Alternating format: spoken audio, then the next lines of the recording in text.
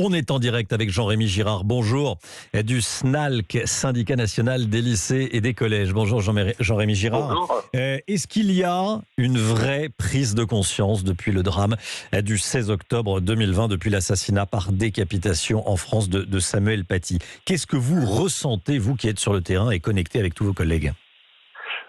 Ce que l'on sent, et je dirais là, je parle plus en tant que syndicaliste, c'est que ce type de problème, ce type de soucis liés à la diffusion de fausses informations sur les réseaux sociaux notamment, est quand même pris nettement plus au sérieux par notre administration aujourd'hui qu'il ne pouvait l'être avant. Alors, je ne dis pas que tout est résolu, très loin de là, mais effectivement, on a eu à gérer, nous, en tant que SNALC, en tant que syndicat premier, second degré, des situations, pas de la même gravité, mais assez comparables en interne avec l'administration parfois. Et effectivement, on sent qu'il y a beaucoup plus de prise au sérieux de ce qui peut se passer quand un professeur commence à voir son nom apparaître sur Facebook ou sur Twitter ou sur WhatsApp, etc. Et ça veut dire que la direction... Ça a bougé quand même un peu, oui. La direction défend plus le professeur, la main tremble moins, on hésite moins, on a moins peur.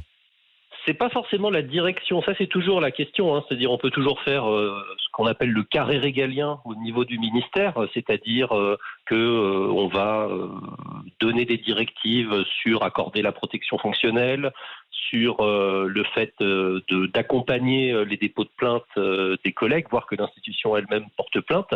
Ensuite, il y a tout un tas de filtres et de prismes par lesquels ça passe jusqu'à arriver dans les écoles, les collèges et les lycées. Et là, il y a aussi des questions de personnes, hein. On a des chefs d'établissement qui n'ont pas attendu ça pour soutenir leurs équipes. On en a qui, parfois, se mouillent moins, toujours aujourd'hui.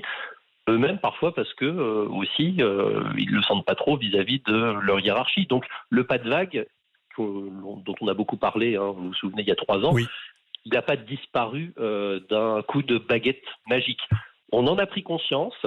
Il y a encore beaucoup de travail parce que c'est pas quelque chose qui va s'imposer d'en haut comme ça d'un claquement de doigts. Merci beaucoup Jean-Rémy Girard. Merci d'avoir été en direct avec nous dans Europe Midi.